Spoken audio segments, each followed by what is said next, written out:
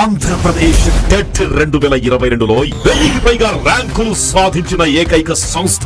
State first rank సాధించిన మా అభ్యర్థి కె రవిశంకర్ 150కి 150 టాప్ 10 ర్యాంకులతో పాటుగా 1000కి పైగా ర్యాంకులు సాధించేలా పుస్తకాలను మరియు ఆన్లైన్ క్లాసులను అందించి ఎన్నో లక్షల మంది అభ్యర్థుల నమ్మకాన్ని, ఆదరాభిమానాలను అందుకున్న సంస్థ ఎస్&ఎస్ పబ్లికేషన్స్. మిమ్మల్ని ఉపాధ్యాయులుగా చూడడమే మా లక్ష్యం. పబ్లికేషన్స్ దసరా శుభాకాంక్షలతో భారీ డిస్కౌంట్ అందిస్తోంది. రాష్ట్రంలోనే నంబర్ 1 ఫ్యాకల్టీస్ తో 100% పూర్తి క్లాసుల్ని అందిస్తూ ఆన్లైన్ రంగంలోనే నంబర్ 1 గా రాణిస్తోంది ఎస్&ఎస్ పబ్లికేషన్. ఇంకెందుకు ఆలస్యం, వెంటనే మీ గూగుల్ ప్లే స్టోర్ నుండి ఎస్&ఎస్ పబ్లికేషన్స్ యాప్ ని ఇప్పుడే డౌన్లోడ్ చేసుకోండి. ఎస్&ఎస్ publications success. Hello everyone, welcome back to S&S. Today we are going to discuss the very important topic, that is the cell. So this concept is a cell, structure and functions of the cell is the topic from 8th class. So 8th class lo nunchi unna ee topic anedi manam ee roju teeskodam jarugutundi. This is very important topic. Ee topic maniki 9th class lo kuda same, it was continued in the 9th class also as the fundamental unit of life. So cell ante ade kada, the structural and functional unit of the life. So what is the structural and functional unit of life and dani mundu discuss chese mundu first let us discuss about the cell first. Asalu cell and enti, so how this cell was discovered. Okay, so the discovery of the cell has begun with Robert Hooke. So Robert Hooke ane scientist, he observed the cork tissue. Cork ante the bark of the tree యొక్క bark, బెరడు అంటాం కదా, that was the dead tissue. దాన్ని when he observed the dead tissue under his own magnifying lens, ఆ టైంలో in this cell was discovered in 1665. Okay, 1665లో when Robert Hooke he observed the dead tissue that is called as cork. Cork ni when he observed this cork which is a dead tissue from the bark of the tree, చెట్టు యొక్క బెరడు భాగం నుంచి తీసుకున్న ఈ cork టిష్యూని when he observed this, he discovered some microscopic compartment like structures. అంటే చిన్న గదుల్లాంటి కొన్ని నిర్మాణాలను చూడడం జరిగింది. So when he observed these compartment room like structures in the cork tissue, అది కూడా ఈ దేంట్లో చూసారు ఈయన, his own magnifying lens. Okay, there were no compound microscope at that time. ఇంకా ఆ టైంకి కాంపౌండ్ మైక్రోస్కోప్ కూడా ఇన్వెన్షన్ జరగలేదు.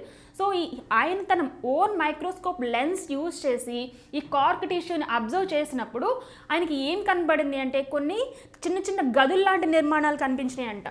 So when he observed, he has seen the microscopic room like compartments, చిన్న గదులు లాంటి. లైక్ హౌ మన హనీకుమ్ చూసినప్పుడైతే హనీకుమ్లో ఎలా ఉంటాయి, గదులు చిన్న గదుల్లాగా ఉంటాయి. ఓకే, అలాంటి గదుల్లాంటి నిర్మాణాలనే ఈయన ఈ కార్క్ టిష్యూలో కూడా చూడటం జరిగింది. సో చూసినప్పుడు హీ కాల్డ్ దెమ్ యాజ్, ఏమని పిలిచారు ఈ గదుల్లాంటి నిర్మాణాలని, he called them as cells. Okay, so Robert Hooke when he observed microscopic room-like compartments, room-like structures in the cork tissue, he called them as cells. Cells అని పేరు పెట్టారు. ఎందుకు cells అని పెట్టాలి, ఎందుకు cells అని పెట్టారు, వేరే ఏదైనా యూజ్ చేయొచ్చు కదా అంటే, according to in the Latin language cells అంటే దట్ సెల్ మీనింగ్ ఏంటి అంటే ద లిటిల్ రూమ్. సో అలాగే ఉన్నాయి కదా, when he observed cork tissue, ప్రతి సెల్ కూడా ఒక చిన్న రూమ్ లాగా కనిపించింది కాబట్టి he named them as cells. Okay, so cells అని లేబుల్ చేశారు. ఈయన కనుక్కున్న సెల్స్ ఏంటి, కార్క్ టిష్యూలు చూశారు. బార్క్ ఆఫ్ ద ట్రీ కాబట్టి that is a cork tissue. And these cells are the living or dead, అవి living cells or dead cells అంటే these are dead cells because these are the cells from the cork నుంచి కదా observe చేసింది కాబట్టి they are dead cells. So dead cells observe చేసిన దానికి ఆయన cells అని లేబుల్ చేశారు. సెల్స్ మీనింగ్ ఏంటి, in the Latin they are called as, Latin meaning of the word cells is the little room. Okay, so in this way, so ఇలా చూసిన ఈ సెల్స్కి this discovery of the cell from the cork tissue has laid a foundation, ఒక కొత్త branch of బయాలజీకి ఈ cell అనేది foundation వేసింది. That is called as cytology. దీన్నే మనం సెల్ బయాలజీ అని కూడా పిలవచ్చు. Cell biology or cytology. ఈ సెల్ యొక్క డిస్కవరీయే కొత్త బ్రాంచ్ ఆఫ్ బయాలజీకి it has laid a foundation with this discovery of the cell has laid a foundation for cell biology. ఈ సెల్ బయాలజీ ఫాదరే మన రాబర్ట్ హుక్. ఎప్పుడు జరిగింది ఈ discovery of the cell? In 1665 by using his primitive microscope. It is not a powerful or a compound microscope with very good magnification skills. అలా కొత్త ఎలాంటి magnification కూడా లేని తన ప్రిమిటివ్ మైక్రోస్కోప్, ఒక చిన్న మ్యాగ్నిఫైయింగ్ లెన్స్ లాంటిది యూజ్ చేసి ఈయన ఈ సెల్స్ని అబ్జర్వ్ చేయడం జరిగింది. ఓకేనా? So this is the discovery of the cell for the first time. దీని తర్వాత ఇన్ 1674లో the living cells were observed. Living cells were observed by Antonie van Leeuwenhoek. Okay, so ఈయన అబ్జర్వ్ చేసింది living cells. Robert Hooke observed dead cells, while in 1674 Antonie van Leeuwenhoek observed living cells from the pond వాటర్ని చూసినప్పుడు దాంట్లో కొన్ని living cells ఈయన చూడడం జరిగింది. So ఆయన డెడ్ సెల్స్ని అబ్జర్వ్ చేస్తే ఈయన లివింగ్ సెల్స్ని అబ్జర్వ్ చేశారు. ఈయన ఏం చూశారంటే he has some that microscope which he used was some compound microscope. అంటే దానికన్నా కొంచెం ఈ మ్యాగ్నిఫికేషన్ దీనికి ఎక్కువ ఉంది, దానికన్నా powerful magnification is there in this compound microscope. దీన్ని యూజ్ చేసి ఈ యాంటోనీ వాన్ లివెన్హుక్ అని ఆయన లివింగ్ సెల్స్ని అబ్జర్వ్ చేయడం జరిగింది. దీనితో పాటుగా పాండ్ వాటర్తో ఉన్న ప్లాంట్ సెల్స్తో పాటుగా లివింగ్ సెల్స్తో పాటుగా he also observed some cells. కొన్ని సెల్స్ అవి ఏంటి? They are moving like animals. అంటే యానిమల్స్ లాగా మూవ్ అవుతున్న కొన్ని సెల్స్నే అబ్జర్వ్ చేశాడు. అవి కూడా సెల్సే. ఓకే, కానీ ఏంటి ఈ కార్క్ టిష్యూలో లాగా లేదా ప్లాంట్ సెల్స్లో ఉన్న టిష్యూస్ లాగా సెల్స్ అనేవి స్టాండర్డ్గా అట్లా మొటిలిటీ మూమెంట్ లేకుండా లేవు. అవి దే ఆర్ మూవింగ్ అంట. Okay, they are moving. So ఈయనేం చెప్పారు? అవి సెల్స్ అయితే ఇవి మూవ్ అవుతున్నాయి కాబట్టి these are called as animalcules అని చెప్పి ఈయన పిలిచారు. Animalcules. Okay, so these are also the cells, these are also like cells only, but when he observed through compound microscope these cells are moving. Why they are moving? Like animals they are moving. దానికే వాటిని animal క్యూల్స్ అన్నారు. క్యూల్స్ అంటే like అని, అంటే animals లా ఉన్నాయి కాబట్టి animal క్యూల్స్ అని label చేశారు. ఎవరు? Antonie van Leeuwenhoek. దీని తర్వాత మనం ఈ యానిమల్ క్యూల్స్నే మనం తర్వాత next they are labelled as బ్యాక్టీరియాగా, ప్రోటోజోవన్స్గా, యూనిసెల్యులర్ ఆర్గానిజమ్స్గా మనం వీటిని ఐడెంటిఫై చేయడం జరిగింది. సో ఫస్ట్ టైం బ్యాక్టీరియాని, ప్రోటోజోవన్స్ని మైక్రోస్కోప్ కింద ఫస్ట్ టైం చూసింది ఎవరు అని అంటే Antonie van Leeuwenhoek. So this was the discovery of the cell.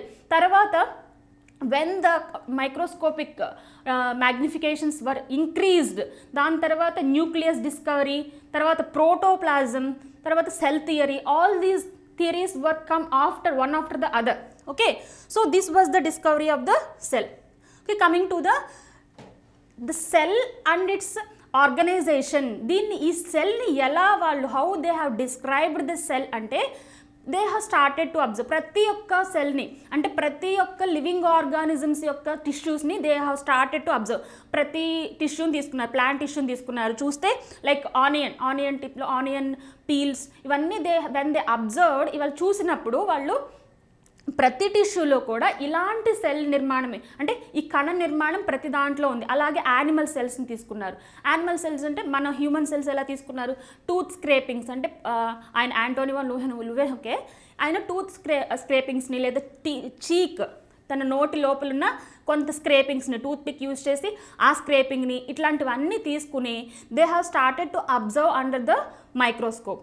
అప్పుడు చూసినప్పుడు కూడా every organism has the cell structure. ప్రతి ఆర్గానిజంలో కూడా ఈ సెల్స్ అనేవి సేమ్ లైక్ దిస్ ఎలా ఉన్నాయంట? They are arranged like one another and group of cells, ఒక గ్రూప్ ఆఫ్ సెల్స్గా ఉన్నాయి. ప్రతి ఆర్గానిజంలో కూడా ఉన్నాయి. అది చిన్న ఆర్గానిజం అవనివ్వండి, పెద్ద ఆర్గానిజం, ఏ ఆర్గానిజం అయినా కూడా ప్రతి దాంట్లో సెల్ అనేది ఉంది. సో దీన్ని ఎలా కంపేర్ చేశారు?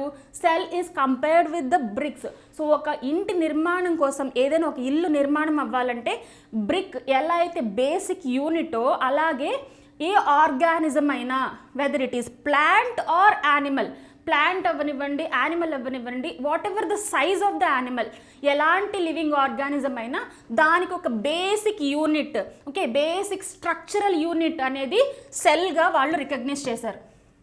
ఓకే, బ్రిక్ ఎందుకు స్ట్రక్చరల్ యూనిట్ అని అంటే, ఒక బ్రిక్ నుంచి when the more number of bricks are arranged one after the other, కొన్ని ఇటుకలు అరేంజ్ చేయడం వల్ల ఒక గోడ తయారవుతుంది, 4 గోడలు కలిసి ఒక గది, అలాగే 4-5 గదులు కలిసి ఒక ఇల్లు. సో అలా ఎలా అయితే ఆర్గనైజేషన్ ఉందో, ఒక బ్రిక్ నుంచి ఒక complete house or whatever it is, building or multi storey apartment, whatever it is, multi storey building అవనివ్వండి, ఎలాంటి కన్స్ట్రక్షన్ అయినా కూడా ఎక్కడి నుండి స్టార్ట్ అవుతుంది, ఒక చిన్న బ్రిక్ నుండే స్టార్ట్ అవుతుంది, అవునా?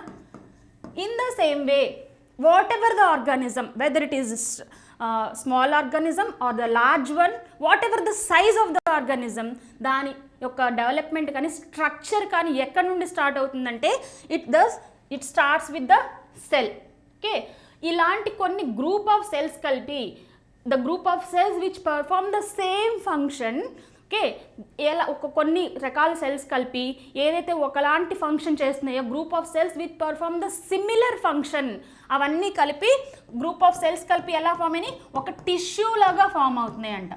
Organisation, they have defined the organisation of the cells like this, ఒక group of cells which perform the similar function, they have organised as a tissue. ఇలాంటి టిష్యూస్, ఒకేలాంటి ఫంక్షన్ చేసే కొన్ని group of tissues which perform the similar function, okay, ఒకలాంటి ఫంక్షనే చేస్తూ ఉండాలి అవి, అలాంటి tissues, group of tissues together form an organ.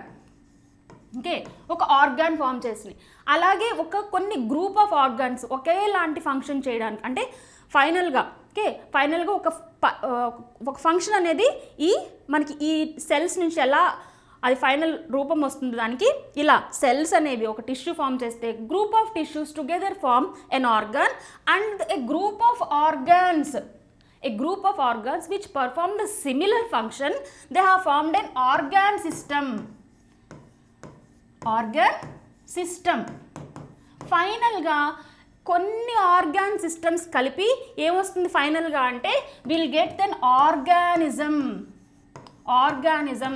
So ఒక ఆర్గానిజం రావాలి అని అంటే కొన్ని ఆర్గాన్ సిస్టమ్స్ కలవాలి. ఏంటి ఆర్గాన్ సిస్టమ్స్ అని అంటే, మనం for example if you take a human being is an organism.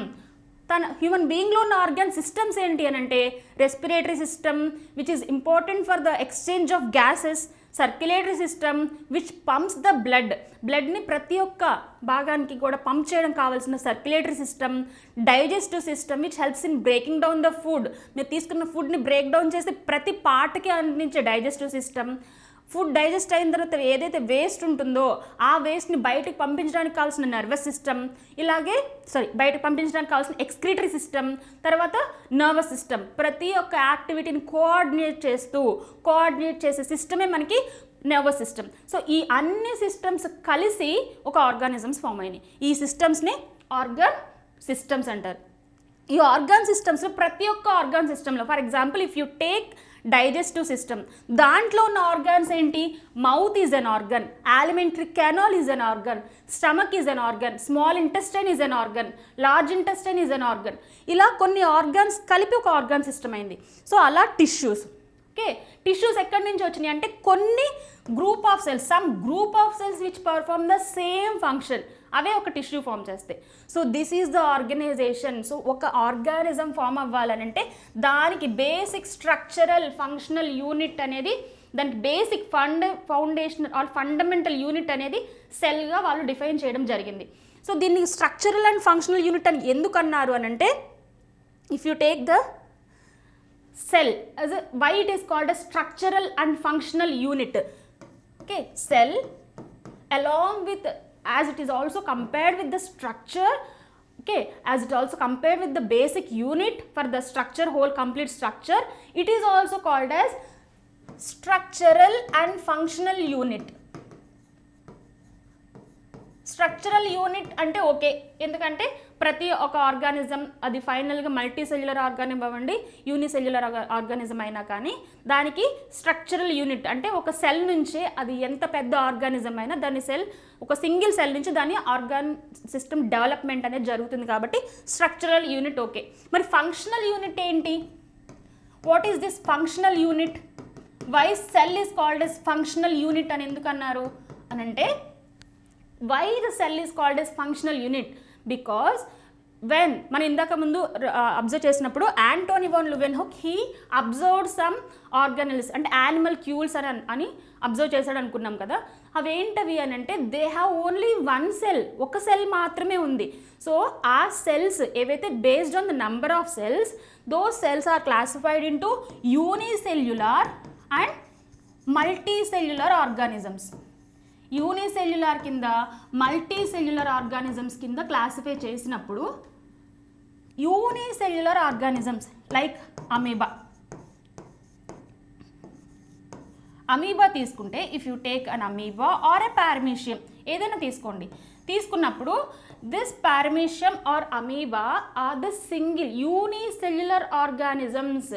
ఇవి యూనిసెల్యులర్ ఆర్గానిజమ్స్గా ఉండి ఏవైతే మల్టీ సెల్యులర్ ఆర్గానిజమ్స్లో మనం చూసుకున్న ఆర్గనైజేషన్ సెల్స్ టిష్యూస్గా మారి టిష్యూస్ ఆర్గాన్స్ వల్ల ఆర్గాన్ సిస్టమ్స్ ఫామ్ అయినాయి. ఫైనల్గా కొన్ని ఆర్గాన్ సిస్టమ్స్ కలిపి ఒక ఆర్గానిజం ఫామ్ అయింది.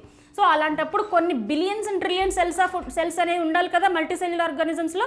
అవన్నీ కలిసి ఎలా అయితే ఒక ఆర్గానిజంని ఫంక్షన్ చేయడానికి హెల్ప్ అవుతున్నాయో అదే ఫంక్షను యూనిసెల్యులర్ ఆర్గానిజమ్స్లో ఒక సింగిల్ సెల్ చేస్తుంది.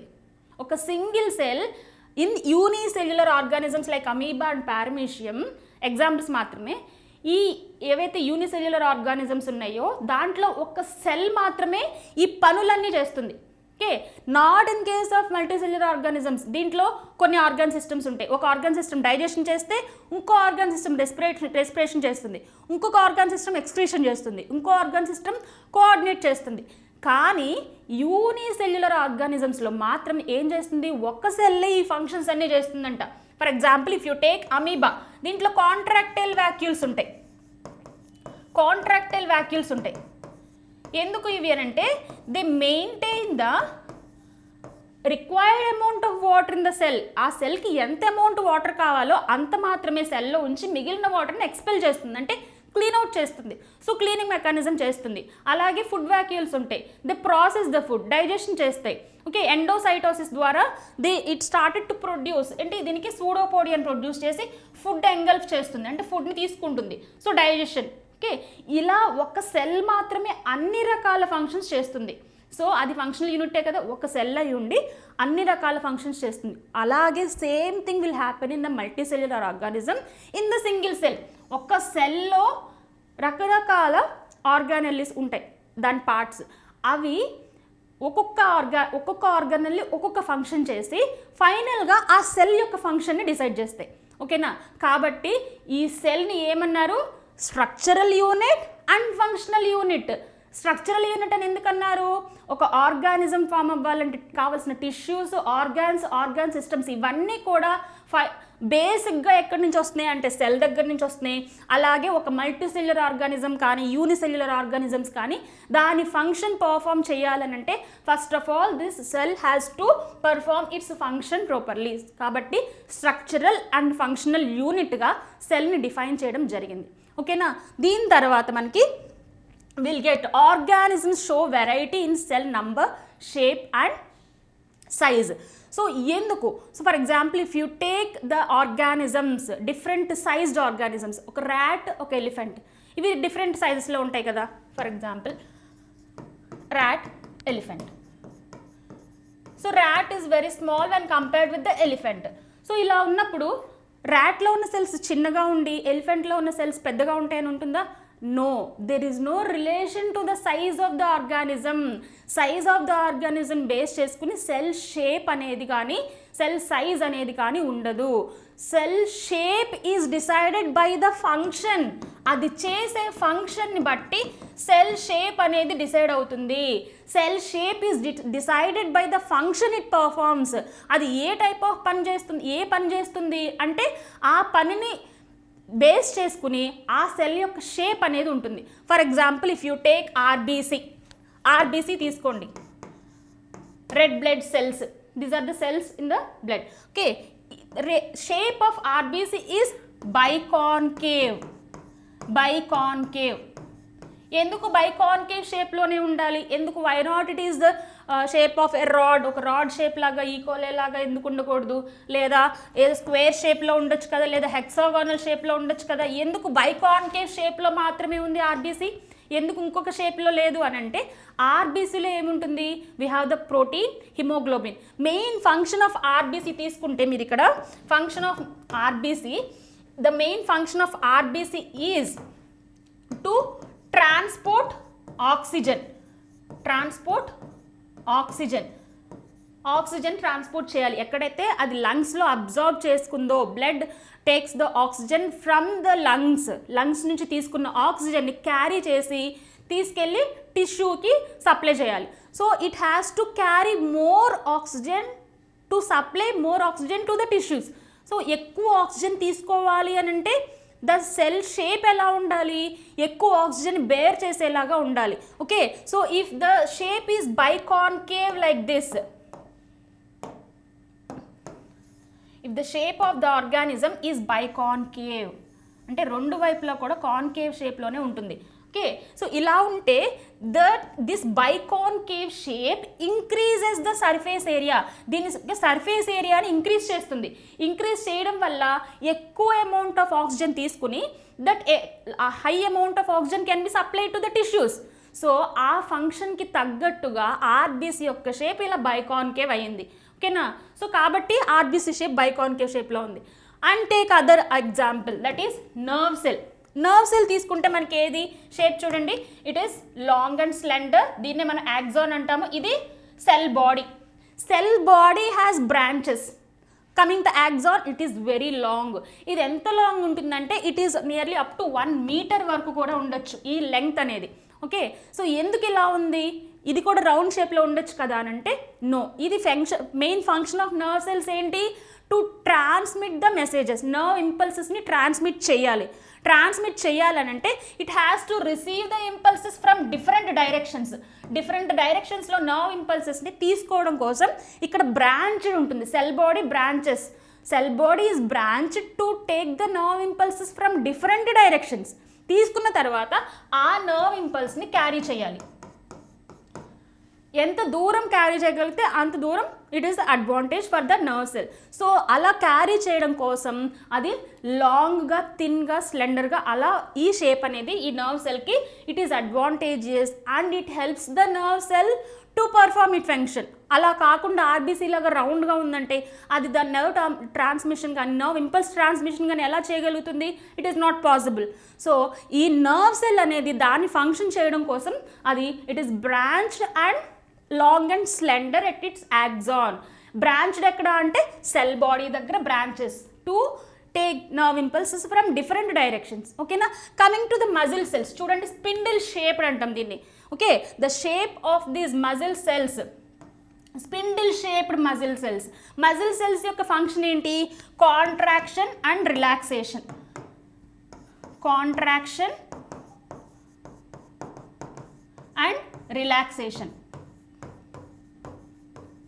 సో కాంట్రాక్షన్ రిలాక్సేషన్ అవ్వడం కోసం ఈ మజిల్ సెల్ అనేవి వాటి షేప్, స్పిండిల్ షేప్ని అటైన్ చేసుకున్నాయి.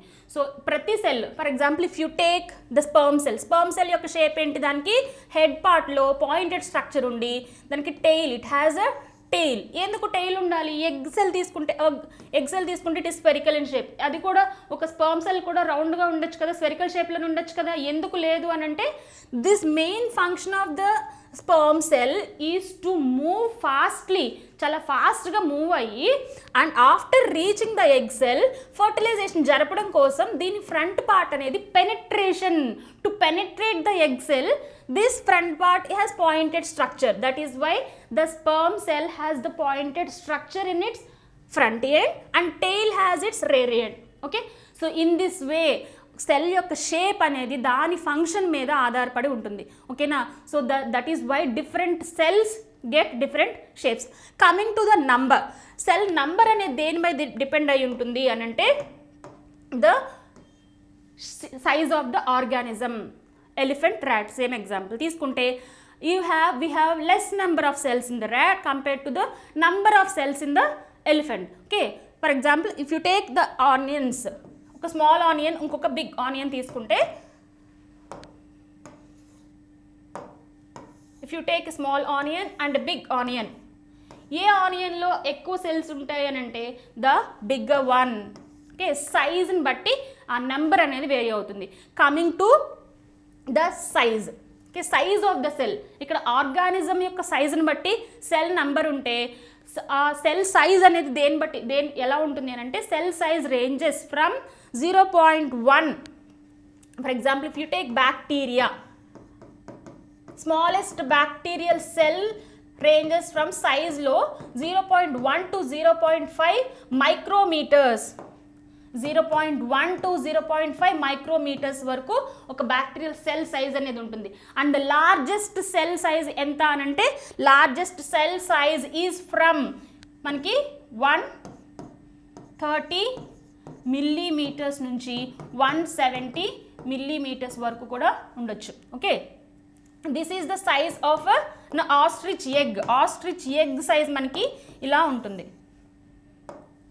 Ostrich egg is the largest cell. ఎంత దాని సైజ్ అంటే 130 mm to 170 millimeters. This is the largest cell size, and the smallest cells are with the bacterial cells with 0.1 to 0.5 micrometers. Micrometers ante 1 meter is equal to 10 power 6 micrometers. Okay, kabatti smallest bacterial cell yokka size 0.1 to 0.5 micrometers. So this is the size of a typical cell. Okay, now the cell structure and its function. Coming to the cell structure and its function, main ga the cell structure chuskunte manam anukunnattu cell is the basic structural and functional unit, and together a group of cells together form a tissues, and finally will continue as organs anukunnam kada. So ila తీసుకున్నప్పుడు the cell is a basic unit. ఒక cell ఇంకొక సెల్ని define చేయడం కోసం each cell is bounded by A cell membrane. The cell membrane. Inside the cell membrane there was observed the protoplasm. Protoplasm ane ee jelly like substance ni who discovered this protoplasm inside the cell ante how did they observe? The Purkinje ane ayana he observed the jelly like substance inside the cell. Cell lopala. So cell already సెల్ని observe చేశారు, అది ఒక room like compartments లాగా ఉంది అనుకున్నారు. So inside ఏముంది, ఈ లోపల ఏముంది అని చెప్పి ఈ పర్కిన్జే అని ఆయన 1839లో he labelled the jelly like substance inside the cell as protoplasm. Cell లోపల ఉన్న మొత్తం జెల్ లైక్ సబ్స్టెన్స్ని along with the nucleus was also discovered. దీనికి ముందే న్యూక్లియస్ని డిస్కవర్ చేసింది ఎవరు? Robert Brown discovered nucleus, and along with the jelly like substance and nucleus ఈ రెండింటిని కలిపి ఈ పర్కిన్జే ఆయన ప్రోటోప్లాజం అని పేరు పెట్టారు. Okay, so protoplasm is together with cytoplasm and nucleus. Cytoplasm and nucleus రెండు కలిపి ప్రోటోప్లాజం అని ఈ పర్కిన్జే అని ఆయన దీన్ని లేబుల్ చేశారు. ఓకే, సో దీని యొక్క స్ట్రక్చర్ ఆఫ్ ద సెల్ తీసుకుంటే first of all we need to discuss the cell membrane, and coming to the next one is cytoplasm and the nucleus finally. So these are the main important cell organelles which are very important to define the cell and its function. ప్రతి cell యొక్క ఫంక్షన్ని define చేసేది ఈ మూడు cell organelles main important అయితే, దాని తర్వాత other important cell organelles were discovered after the discovery of electron microscopy in 1940లో ఎలక్ట్రాన్ మైక్రోస్కోపీ డిస్కవర్ చేసిన తర్వాత ద అదర్ సెల్ ఆర్గనెల్స్ అవేంటి? ఎండోప్లాస్మిక్ రెటిక్యులం అవ్వచ్చు, లేదా we have the Golgi apparatus, Golgi, endoplasmic reticulum, okay, lysosomes, mitochondria, ఇవన్నీ కూడా other cell organelles which are discovered later after.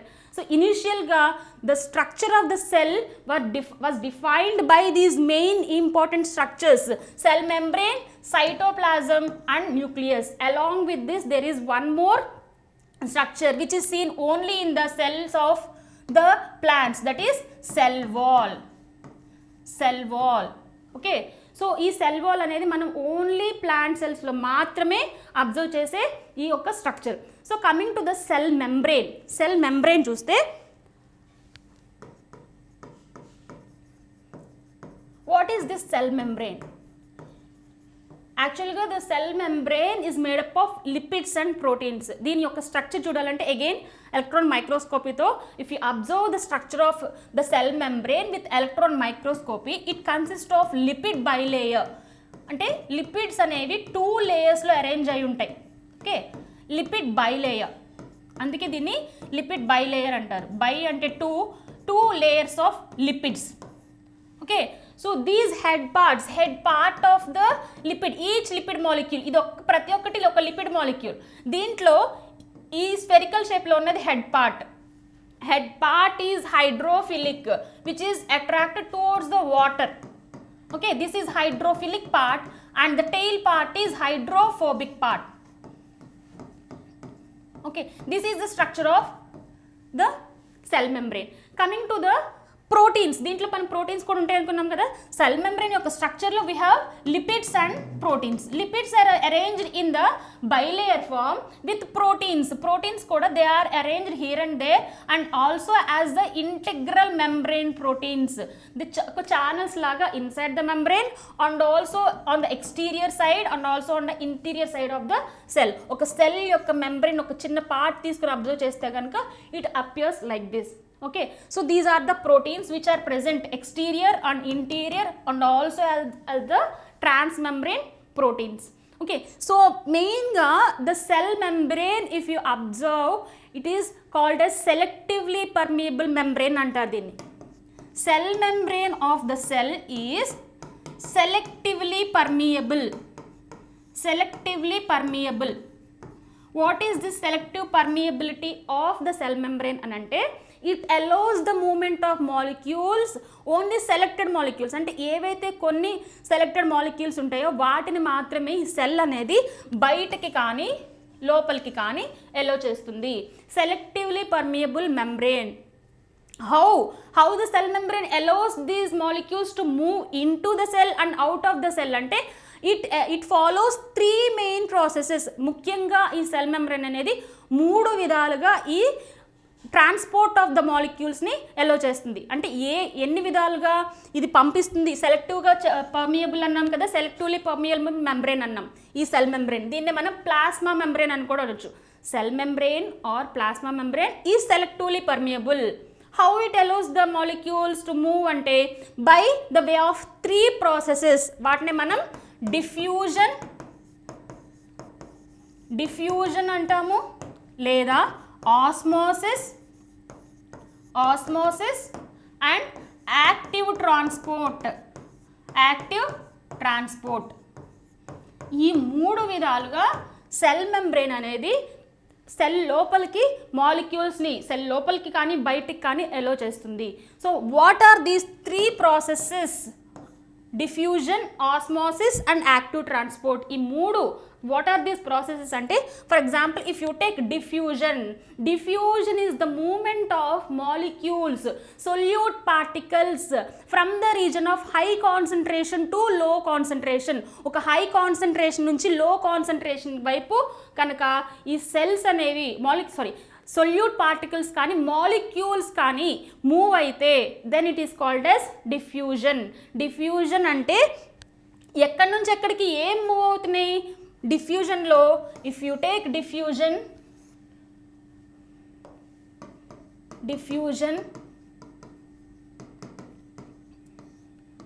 Moment of solute particles మాత్రమే.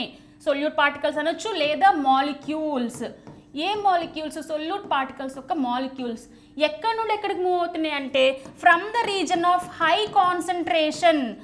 Concentration ఉన్న region నుంచి low concentration ఉన్న రీజియన్కి ఈ సొల్యూట్ పార్టికల్స్ కనుక మూవ్ అయితే దాన్నే మనం డిఫ్యూజన్ అంటున్నాము. ఈ డిఫ్యూజన్ ప్రాసెస్ ద్వారా సెల్ మెంబ్రేన్ ఏ మాలిక్యూల్స్ని మూవ్ చేస్తుంది అని అంటే gases, diffusion of gases, carbon dioxide, oxygen, ఈ 2 గ్యాసెస్ కూడా డిఫ్యూజన్ ప్రాసెస్ ద్వారా ఈ సెల్ లోపలికి బయటికి రావడానికి ఈ సెల్ మెంబ్రేన్ అనేది హెల్ప్ చేస్తుంది. అది ఎలా హెల్ప్ చేస్తుంది అని అంటే for example if you take the cell లోపల తీసుకుంటే కార్బన్ డైఆక్సైడ్ యొక్క కాన్సన్ట్రేషన్ ఎక్కువగా ఉంటుంది, సెల్ బయట ఈ కార్బన్ డైఆక్సైడ్ యొక్క కాన్సన్ట్రేషన్ తక్కువ ఉంటుంది. సో మనం ఏమనుకున్నాము, diffusion occurs from the region of high concentration to the low concentration. So ఇప్పుడు కార్బన్ డైఆక్సైడ్ ఏమవ్వాలి, from the inside of the cell to the outside, cell లోపల నుంచి బయటకు రావాలి. So in that way carbon dioxide come out of the cell like this. In the same way oxygen యొక్క concentration cell బయట ఎక్కువ ఉంటే cell లోపల తక్కువ ఉంటుంది. ఎందుకు అని అంటే ప్రతి ఒక్క సెల్ ఆర్గానెలిస్ అనేవి వాటి యొక్క ఫంక్షన్ పర్ఫామ్ చేయడం కోసం they need energy and also uses oxygen అనేది వాటి సెల్ ఆర్గానెలిస్ కావాలి వాటి ఫంక్షన్ కోసం. So in that way they use oxygen and release carbon dioxide. కాబట్టి ఆక్సిజన్ అనేది కాన్సన్ట్రేషన్ తక్కువ ఉంటుంది. సో ఇప్పుడు ఏది ఎక్కడ ఎక్కువ ఉంది, ఆక్సిజన్ ఎక్కువ ఉంది, ఇక్కడ నుంచి ఇక్కడ తక్కువ ఉంది కాబట్టి ఆక్సిజన్ అనేది లోపలికి వెళ్తుంది. సో ఇక్కడ మనకి ఏం మూవ్ అవుతున్నాయి, gas molecules are moving into the cell and out of the cell. దీన్నే మనం డిఫ్యూజన్గా పిలుస్తున్నాం. కమింగ్ టు ఆస్మోసిస్ అంటే ఏంటి మరి? ఆస్మోసిస్ అంటే the movement of solvent particles. ఇక్కడ మనం వాటర్ చెప్పొచ్చు. సాల్వెంట్ పార్టికల్స్ అనేవి they move into the cell and out of the cell according to the concentration. ఇక్కడ concentration of the gas molecules తీసుకుంటే ఇక్కడ concentration of the solvent, example water తీసుకోండి. Water moves from the region of high concentration to the region of low concentration. Water ఎక్కువ ఎక్కడుంటే ఆ reason నుంచి దాని కన్నా తక్కువ రీజన్లోకి ఈ వాటర్ అనేది మూవ్ అవుతుంది. సో సెల్కి ఎలా తెలుసు వాటర్ ఎక్కువ ఉంది ఎక్కడ తక్కువ ఉంది అని అంటే it depends on the tonicity of the solution. అంటే ఆ సెల్ ఎక్కడుందో దాని మీడియం యొక్క టోనిసిటీ అంటే కాన్సన్ట్రేషన్. ఆ సెల్ ఉన్న మీడియం యొక్క కాన్సన్ట్రేషన్నే టోనిసిటీ అంటారు. Tonicity is nothing but the concentration. Okay, if the cell is present in a solution with high concentration, for example if you we'll take tonicity. We have 3 types of tonicity: hypertonic, isotonic, hypotonic. So hypertonic అంటే ఎప్పుడైనా గుర్తుపెట్టుకోండి, hyper అంటే more, tonic concentration, more concentration. So if you take a solution which has a high concentration అంటే ఏ salt వాటర్నో లేదా sugar వాటర్నో తీసుకుంటే this and if you put a cell, for example take a fruit. Okay, ఎలాంటి ఒక raisin కానీ లేదా మనం కిస్మిస్ అనుకుంటాం కదా, ఆ కిస్మిస్ అలాంటి ఒక ఫ్రూట్ని కానీ ఇందులో వేస్తే ఆ ఫ్రూట్ యొక్క కాన్సన్ట్రేషన్ అంటే లోపల ఉన్న ఈ రైజిన్, ఆ కిస్మిస్ యొక్క కాన్సన్ట్రేషన్ కన్నా ఈ బయట ఉన్న సొల్యూషన్ యొక్క కాన్సన్ట్రేషన్ కనుక ఎక్కువగా ఉంటే, ఈ లోపల ఉన్న సొల్యూషన్ కన్నా, ఈ ఫ్రూట్ లోపల ఉన్న సొల్యూషన్ కన్నా బయట ఉన్న ఈ సొల్యూషన్ యొక్క కాన్సన్ట్రేషన్ ఎక్కువ ఉంటే, అంటే ఈ సాల్ట్ యొక్క కాన్సన్ట్రేషన్ ఎక్కువ ఉంటే ఇక్కడ వాటర్ కాన్సన్ట్రేషన్ తక్కువ ఉన్నట్టు. సో ఏమవుతుంది, వాటర్ స్టార్ట్స్ టు ఇక్కడ ఎక్కువ కాన్సన్ట్రేషన్ ఆఫ్ వాటర్ ఉన్నట్టు, ఇక్కడ వాటర్ కాన్సన్ట్రేషన్ తక్కువ ఉన్నట్టు. ఎక్కడైతే సొల్యూట్ మాలిక్యూల్స్ ఎక్కువ ఉంటాయో, సొల్యూట్ పార్టికల్స్, ఇక్కడ ఏంటి సాల్ట్ వాటర్ తీసుకున్నాం కదా, సో ఇక్కడ NaCl యొక్క కాన్సన్ట్రేషన్ ఎక్కువ ఉంటుంది, వాటర్ కాన్సన్ట్రేషన్ తక్కువ ఉంటుంది. సో వాటర్ కాన్సన్ట్రేషన్ తక్కువ ఉంది ఇక్కడ. So here concentration of water is less. ఇది లోపల concentration of water is more. ఎందుకు, అక్కడ సొల్యూట్ కాన్సన్ట్రేషన్ తక్కువ ఉంది కాబట్టి. సో ఇప్పుడు ఏం చేస్తుంది, water moves from the region of high concentration. So ఈ లోపల ఈ ఫ్రూట్ లోపల వాటర్ కాన్సన్ట్రేషన్ ఎక్కువ ఉంది కదా, సో ఇక్కడ నుంచి ఫ్రూట్ లోపల నుంచి ఈ బయటకి ఆ కిస్మిస్ తీసుకున్నాం కదా, దాని లోపల నుంచి వాటర్ అనేది బయటకు వచ్చేస్తుంది. బయటకు వచ్చేసినప్పుడు ఏమవుతుంది, ఫైనల్గా కొంతసేపటికి మీరు తీసుకున్న ఈ సాల్ట్ వాటర్లో పెట్టిన ఈ కిస్మిస్ అనేది ఇట్ ష్రింక్ అయిపోతుంది. బికాస్ ఎందుకు ష్రింక్ అయిపోయింది అని అంటే దీని లోపల ఉన్న వాటర్ బయటకు వచ్చేసింది. That is called yes osmosis. Water movement of water molecules from the region of high concentration to the region of low concentration. ఇక్కడ హై కాన్సన్ట్రేషన్ అంటే వాటర్ యొక్క కాన్సన్ట్రేషన్, నాట్ ద సొల్యూట్. ఇక్కడ సొల్యూట్ వచ్చి మనకి salt water కాబట్టి salt molecules అనేవి solute particles. Water concentration ఈ resin లోపల ఎక్కువ ఉంది కాబట్టి అక్కడ నుంచి వాటర్ లో కాన్సన్ట్రేషన్ ఉన్న ఈ సొల్యూషన్లోకి రావడం వల్ల ఇది ష్రింక్ అయిపోతుంది.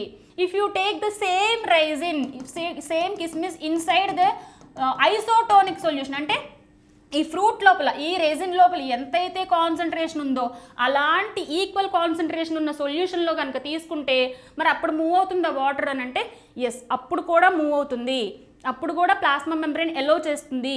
కానీ ఎటు ఎలో చేస్తుంది, ఇన్సైడా అవుట్ సైడా అంటే రెండు వైపులో కూడా ఎంత వాటర్ లోపలికి వెళ్ళిందో అంతే అమౌంట్ ఆఫ్ వాటర్ బయటకు వస్తుంది.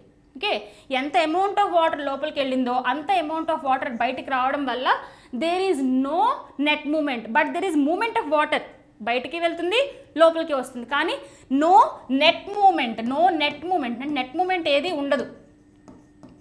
కాబట్టి ఏమవుతుంది, సెల్ అనేది it will not get shrink or it will not swell. అది ఎలా తీసుకున్నామో అలానే ఉంటుంది. ఓకే, ఏ సైజులో తీసుకున్న రేజిన్ అనేది ఆ సైజులోనే ఉంటుంది. And if you take the other solution, hypotonic అన్నాం కదా, హైపోటోనిక్ అంటే ఇక్కడ తీసుకున్న రేజిన్లో ఎంత కాన్సన్ట్రేషన్ ఉందో దానికన్నా తక్కువ కాన్సన్ట్రేషన్ ఉన్న సొల్యూషన్. దీంట్లో కనుక if you take this raisin again the కిస్మిస్ ఆర్ ద డ్రై ఫ్రూట్ తీసుకుంటే అప్పుడు ఇక్కడ ఈ సొల్యూట్ కాన్సన్ట్రేషన్ అనేది తక్కువగా ఉంటుంది, ఇక్కడ ఎక్కువ ఉంటుంది. ఎక్కువ ఉన్న చోట సొల్యూట్ కాన్సన్ట్రేషన్, ఇక్కడ సొల్యూట్ కాన్సన్ట్రేషన్ తక్కువ ఉంది కాబట్టి బయట వాటర్ కాన్సన్ట్రేషన్ ఏమవుద్ది, ఎక్కువ ఉంటుంది, హై వాటర్ కాన్సన్ట్రేషన్. సో ఇప్పుడు ఏమవుతుంది, హై వాటర్ నుంచి లో వాటర్ కదా వెళ్తుంది water molecules. So inside the movement of water molecules into the resin is high. బయటకు కూడా వెళ్తుంది కొంతవరకు, ఇక్కడ కూడా బయటకు వెళ్తుంది, కానీ లోపలికి వెళ్ళే దానికన్నా బయటకు వచ్చే వాటర్ మాలిక్యూల్స్ ఇక్కడ ఎక్కువైతే ఇక్కడ బయటకు వచ్చే దానికన్నా లోపలికి వెళ్ళే వాటర్ మాలిక్యూల్స్ ఎక్కువ. ఇక్కడ ఎంత వెళ్తున్నాయో అంతే బయటకు వస్తున్నాయి.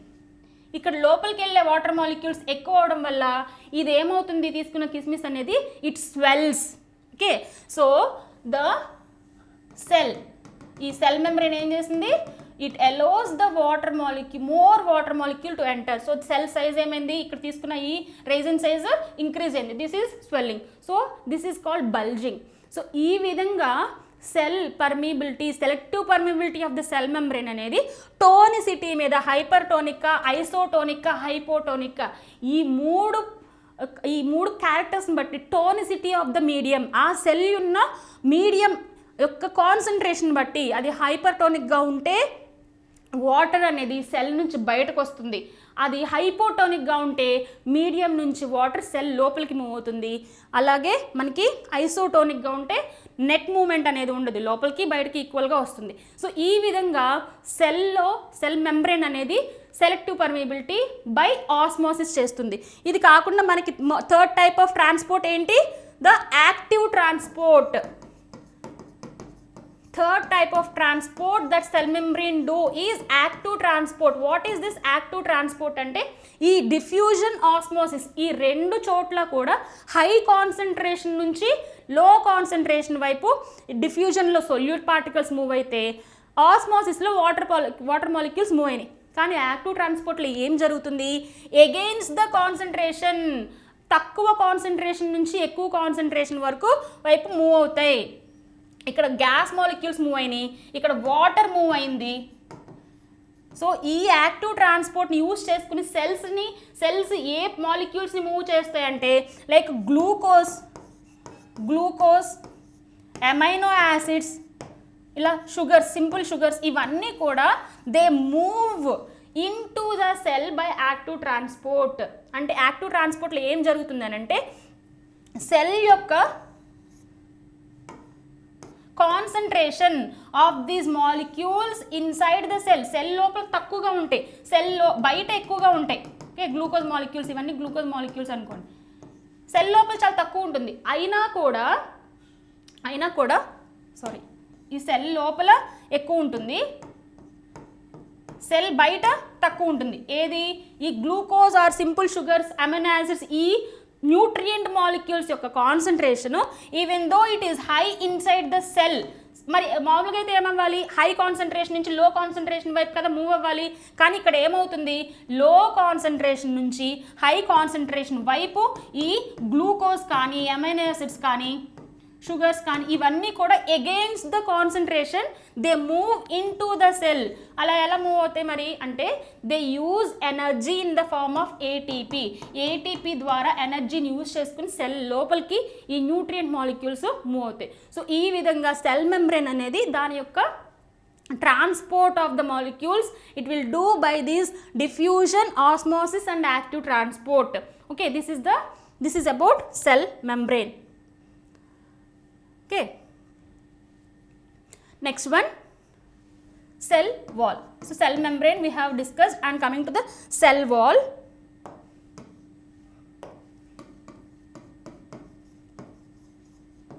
Cell wall, this is the structure which is seen only in the plant cells. Plant cells లో మాత్రమే కనిపించే ఈ యొక్క స్ట్రక్చర్. సో ఎందుకు ప్లాంట్ సెల్స్లో మాత్రమే ఉంది, యానిమల్ సెల్స్లో ఎందుకు లేదు అని అంటే cell wall is made up of cellulose. ఇందాక మనం సెల్ మెంబ్రెయిన్ చూసినప్పుడు cell membrane is made up of lipids and proteins అయితే that is cell membrane is very ఫ్లెక్సిబుల్గా ఉంటుంది. కానీ it is made up of cellulose and rigid, చాలా గట్టిగా ఉంటుంది. ఈ రిజిడ్గా ఉండడం వల్ల it provides strength to the cell. ఏ విధంగా స్ట్రెంగ్త్ ప్రొవైడ్ చేస్తుంది అంటే the plant cells they need to tolerate very high conditions, very unfavourable కండిషన్స్ని టాలరేట్ చేయాలి. ఏంటి అన్ఫేవరబుల్ కండిషన్స్ అంటే they are not able to move from one place to another place. ఒక place నుంచి ఇంకొక ప్లేస్కి వాటి యొక్క కండిషన్స్ అనేవి అన్ఫేవరబుల్గా ఉన్నప్పుడు యానిమల్స్ లాగా ఈ ప్లాంట్స్ అనేవి మూవ్ అవ్వలేవు. ఓకే, అవి మూవ్ అవ్వలేవు, కండిషన్స్ని ఎస్కేప్ చేయడం కోసం మూవ్ అవ్వలేవు. అన్ఫేవరబుల్ కండిషన్ వచ్చినా కూడా ఈ ప్లాంట్ అనేది అక్కడే ఉంటుంది. It will not escape the unfavourable conditions. మరి ఎస్కేప్ అవ్వలేనప్పుడు ఏం చేయాలి? అడాప్ట్ చేసుకోవాలి అని అంటే ఇలాంటి అన్ఫేవరబుల్ కండిషన్స్ లైక్ హైపోటోనిక్, ఇందాక చెప్పుకున్నట్టే hypotonic. For example if the plant is there in the hypotonic medium, okay, ఎక్కడైతే దాని రూట్స్ ఉన్నాయో, if you take a plant, so roots ఈ ఆస్మోసిస్ పద్ధతి ద్వారా రూట్స్ అనేవి వాటర్ని అబ్జార్బ్ చేసుకుంటాయి. Plasma membrane allows the water to move inside the cell. Okay, so అలా వెళ్ళిన తర్వాత ఇఫ్ ద మీడియం ఈజ్ హైపోటోనిక్గా ఉంటే ఏమవుతుంది అనుకున్నాము? సెల్ లోపలికి ఎక్కువ వాటర్ వెళ్ళిపోతుంది కదా. సో వెళ్ళిపోయినప్పుడు ఏమవుతుంది? సెల్ అనే ప్లాంట్ సెల్ బయట it is a cell wall structure. If you look at the cell wall, it is present outside the plasma membrane. Plasma membrane ki bite untundi. Okay, idi normal ga. So if it is the cell membrane, outside the cell membrane is the cell wall. Okay, so ఎప్పుడైతే ఇది hypotonic మీడియంలో ఉందో ఎక్కువ amount of water అనేది లోపలికి వెళ్తుంది. లోపలికి వెళ్ళడం వల్ల దిస్ సెల్ మెంబ్రేన్ ఇంక్రీజెస్, అంటే బల్జ్ అవడం వల్ల ఏమవుతుంది?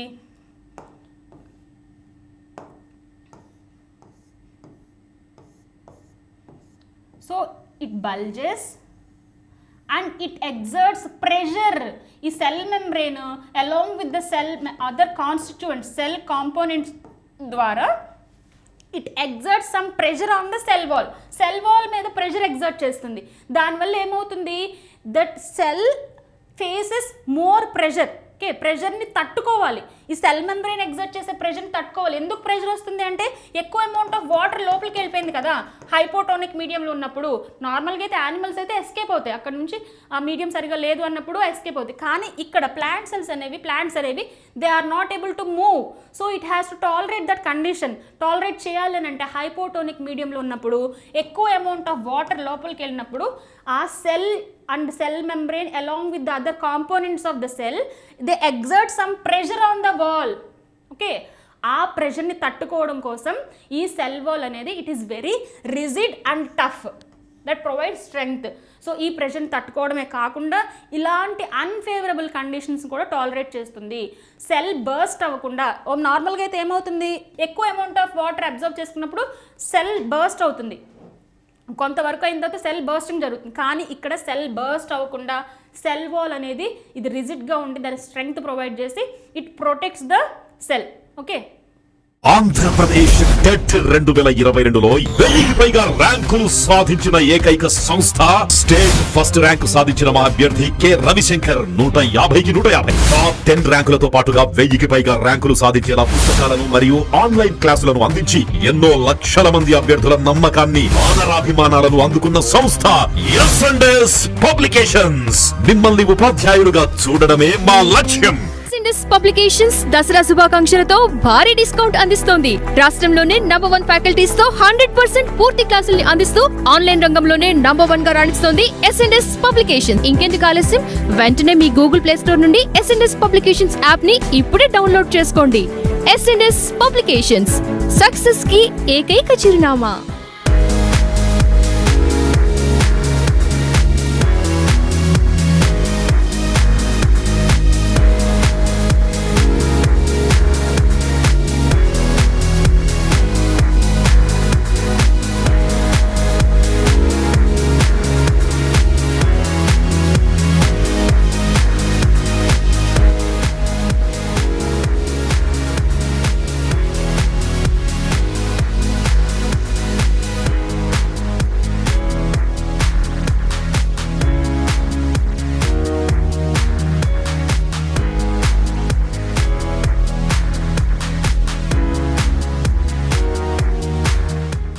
పబ్లికేషన్స్ వాళ్ళు అందిస్తున్న స్పెషల్ ఆఫర్స్ ని మీరు కూడా అందుకోవాలి అని అనుకుంటే ముందుగా మీరు ఎస్&ఎస్ పబ్లికేషన్స్ వాళ్ళ యాప్ ని ప్లే స్టోర్ లోకి వెళ్ళి ఎస్&ఎస్ పబ్లికేషన్స్ అనే యాప్ ని సెలెక్ట్ చేసి డౌన్లోడ్ చేసుకుని ఇన్స్టాల్ చేయాలి.